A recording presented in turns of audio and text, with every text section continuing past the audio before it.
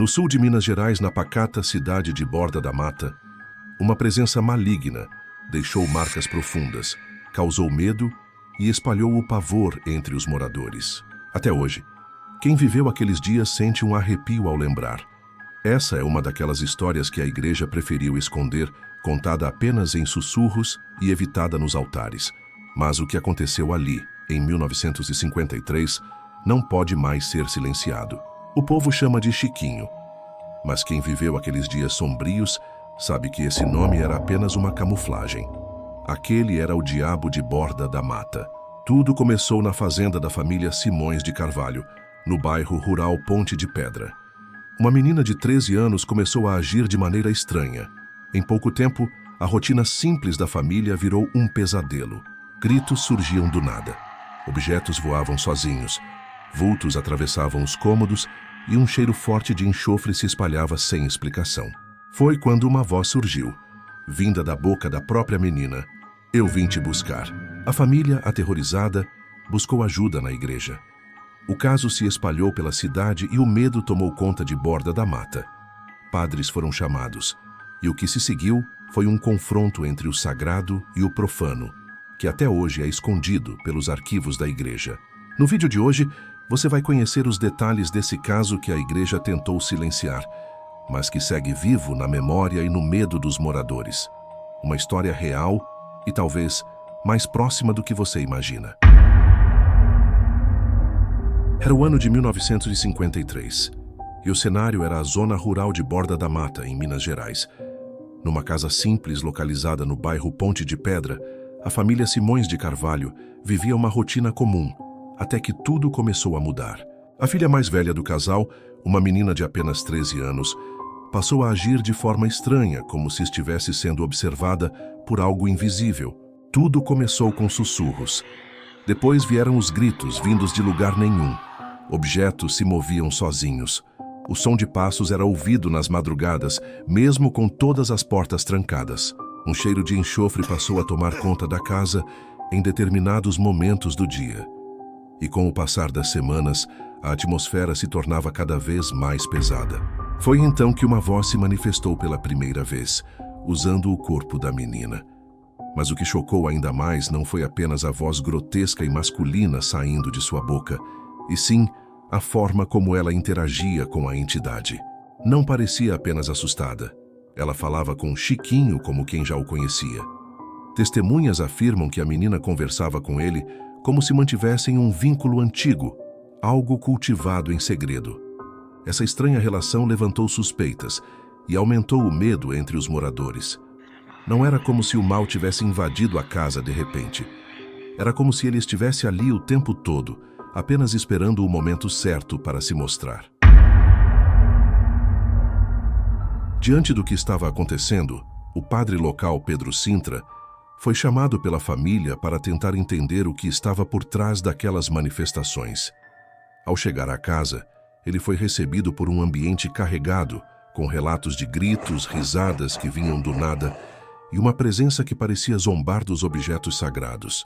Após algumas tentativas de bênção e orações que surtiram pouco efeito, o padre reconheceu que aquilo estava fora de seu alcance. Além disso, ele estava prestes a fazer uma viagem programada e sabia que não poderia acompanhar o caso com a atenção que ele exigia. Por isso decidiu recorrer a uma autoridade mais experiente, Frei Belchior, um frade capuchinho conhecido por sua atuação em casos de exorcismo. A chegada de Frei Belchior mudou completamente o clima do local. Ele solicitou dias de preparação, com jejuns, orações constantes e a colocação de crucifixos e água benta em todos os cantos da casa. Antes de iniciar qualquer ritual, Frei Belchior formalizou um pedido de autorização para realizar o rito romano de exorcismo, alegando a gravidade dos eventos e o risco à vida espiritual e psicológica da menina. Era claro para todos. Um exorcismo precisava ser feito, e ele aconteceria na madrugada, longe dos olhos da cidade. Naquela noite, com tudo preparado, Frei Belchior iniciou o rito romano de exorcismo. As orações em latim ecoavam pelos cômodos da casa, enquanto a menina se contorcia, gritava e falava com vozes que não eram dela. O ambiente parecia tomado por uma força invisível, mas absolutamente real. Foi durante o auge do ritual, quando a invocação se intensificava, que algo inacreditável aconteceu. Segundo os relatos, a entidade começou a se manifestar fisicamente. Sim, ela se materializou diante de todos os presentes. Mas antes de revelar como foi essa aparição assustadora, aproveita para curtir esse vídeo, se inscrever no canal e comentar o que você faria se visse algo assim na sua frente. Agora sim, vamos continuar. A forma surgiu aos poucos. Um homem alto, de postura ereta e aparência esguia. Sua pele era pálida e reluzente, quase como cera sob a luz bruxuleante das velas. O que mais chamava a atenção, no entanto, eram os 2 chifres longos que se projetavam de sua testa, curvando-se para trás como os de um carneiro. Os olhos intensos e vermelhos como carvões em brasa atravessavam quem os encarava. Era uma figura elegante, mas aterradora, que exalava autoridade e malignidade. O rosto era o mais perturbador, elegante à primeira vista, mas carregado de algo profundamente errado. Os traços eram humanos, mas distorcidos, como se uma máscara demoníaca tivesse sido moldada sobre uma face de homem. A boca era larga, com dentes alongados e afiados, expostos mesmo quando estava fechada. Seus pés não eram humanos, mas cascos negros e polidos como os de um animal. As mãos longas e de dedos finos terminavam em unhas curvas e escuras, como garras prontas para dilacerar. Era a visão viva de algo que não pertencia a este mundo, mas fazia questão de se mostrar nele. A menina, mesmo em meio ao transe, manteve os olhos presos na criatura. E o que mais causou espanto foi a forma como ela retribuiu o olhar, sem medo, como se o conhecesse havia muito tempo. Com a criatura diante deles, Frei Belchior manteve-se firme. Ele segurava um crucifixo e recitava as orações em latim do rito romano, mesmo enquanto o ambiente parecia tremer ao redor. A garota, contorcendo-se no chão, alternava entre risos, insultos e ameaças proferidas com uma voz que não era dela. Durante o ritual, o frei se aproximou e perguntou à entidade: "Por que você está aqui? O que você quer com essa menina?" A resposta veio imediata, fria e calculada: "Ela me pertence." Antes que a entidade fosse forçada a partir, muitos questionaram por que ela havia se apegado tanto àquela menina. 2 teorias surgiram ao longo dos anos, ambas sombrias e nenhuma confirmada oficialmente. A primeira teoria vem de um comentário feito anos antes pelo próprio pai da menina em uma conversa de bar. Embriagado, ele teria dito: "Se vier mulher, que o diabo leve. Eu não quero filha mulher." Muitos acreditam que essa declaração imprudente pode ter sido interpretada como uma permissão, uma espécie de entrega simbólica da criança ao mal. Já a segunda teoria é ainda mais perturbadora. Segundo moradores antigos, o pai teria feito um pacto com o demônio em troca de riquezas. O acordo seria simples e terrível: entregar o filho mais velho como pagamento. Essas histórias, verdadeiras ou não, ecoam até hoje como possíveis explicações para o que aconteceu naquela casa. E talvez nenhuma seja tão absurda diante do que se manifestou ali. Frei Belchior intensificou as orações, jogando água benta sobre a menina, enquanto a criatura urrava, recuava e zombava das invocações, mas se recusava a partir. Em um ato final de fé e coragem, o frei retirou um crucifixo que carregava no pescoço, levantou-o diante da entidade e com força forçou-a a beijar o objeto sagrado. No instante em que seus lábios tocaram o crucifixo, um grito rasgou a noite.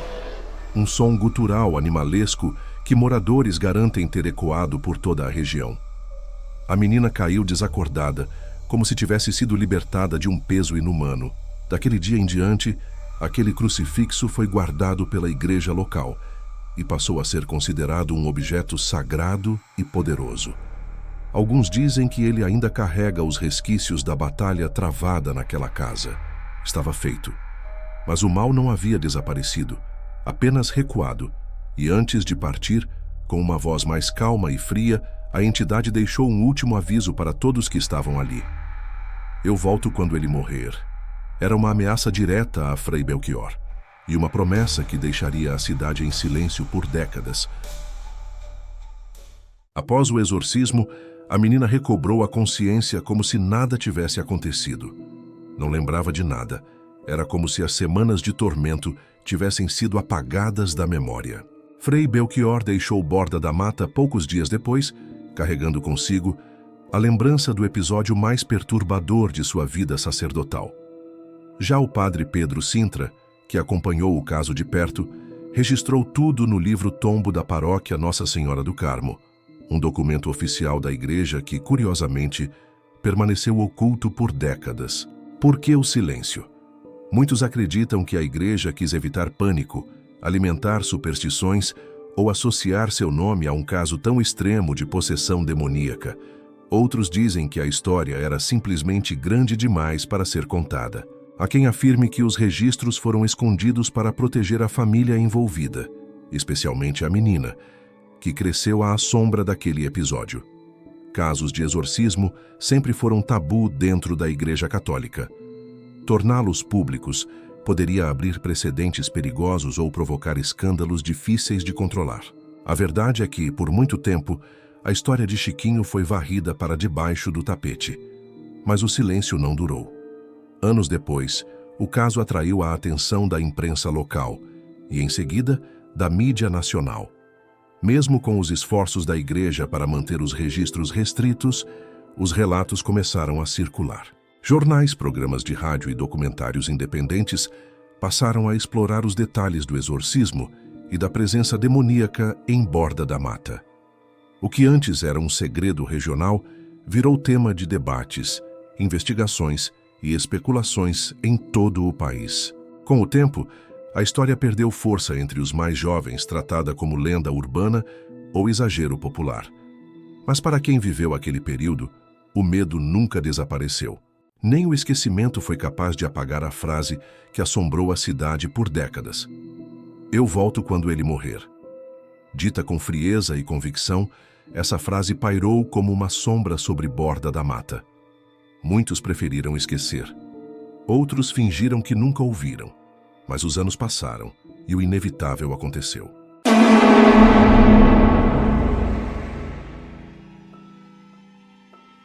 O ano era 2003.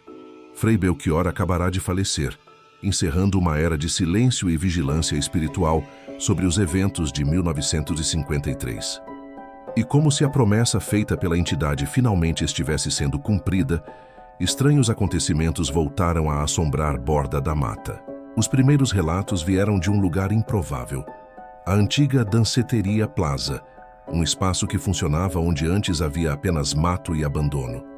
Funcionários e frequentadores passaram a relatar fenômenos inexplicáveis, gargalhadas que surgiam do nada durante a madrugada, vultos que atravessavam os corredores escuros, apagões elétricos sem causa aparente, e uma sensação comum entre todos que entravam ali: o medo.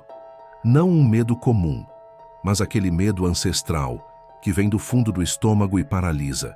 Houve quem afirmasse ter visto uma figura alta, com olhos vermelhos e chifres retorcidos, parada ao fundo da pista de dança, apenas observando. Outros garantem que ouviram uma voz sussurrando: "Eu voltei."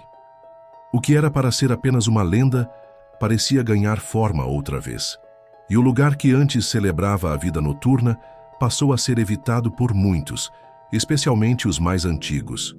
O diabo de Borda da Mata, ao que tudo indica, nunca foi embora. Ele apenas esperava a hora certa para retornar. Seria apenas coincidência? Ou a maldição realmente voltou? Será que Chiquinho, o diabo de Borda da Mata, ainda está entre nós, observando, esperando? Os relatos, os registros, o medo coletivo, tudo aponta para algo que nunca foi resolvido por completo. O caso foi abafado, esquecido por muitos, mas mantido vivo pelos sussurros de quem se recusa a negar o que viu. E você? Acredita que ele voltou? Ou acha que tudo isso não passa de uma história para assustar? Deixe sua opinião nos comentários, curta este vídeo e se inscreva no canal para não perder os próximos mistérios da Esquina Escura. Boa noite. E cuidado com o que se esconde no escuro.